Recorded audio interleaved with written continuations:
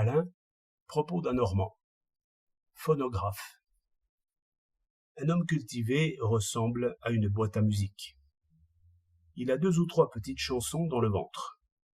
La première fois qu'on déjeune dans la compagnie d'hommes remarquables, on se sent bien petit garçon, car ils font de brillants discours et sans chercher leurs mots.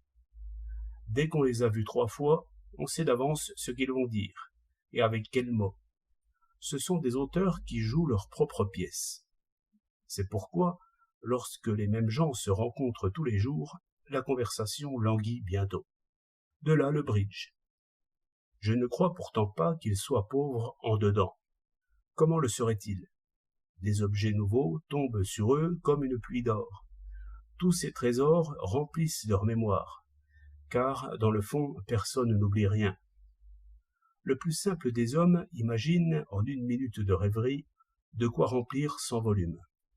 Mais, semblables aux avares, ils s'enferment pour compter leurs pièces d'or. Ils ne lancent en conversation que de mauvaises pièces, qui sont usées pour avoir trop roulé.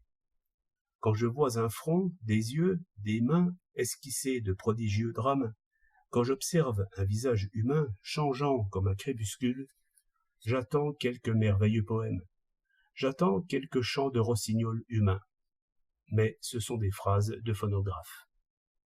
Vous dites qu'ils n'en pensent pas plus. Mais vous vous trompez. Ce sont de faux pauvres. Toutes les fois qu'un homme a jeté ses vraies pensées dans le monde, des pensées fraîches et jeunes comme des feuilles de printemps, un dieu a marché sur la terre. Rien n'est plus beau qu'une vieille chanson.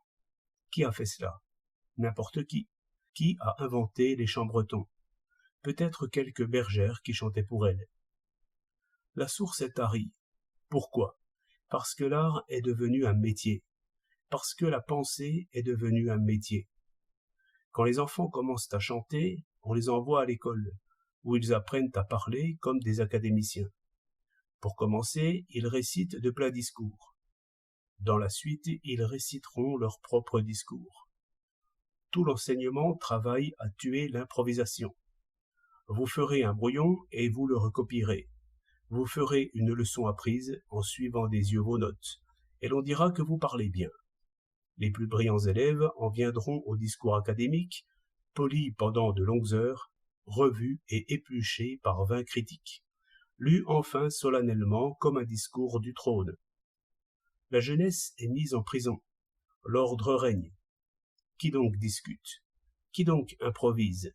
Qui donc invente en parlant? Nul ne l'oserait, s'il n'est déformé et abruti par 30 ans de rhétorique.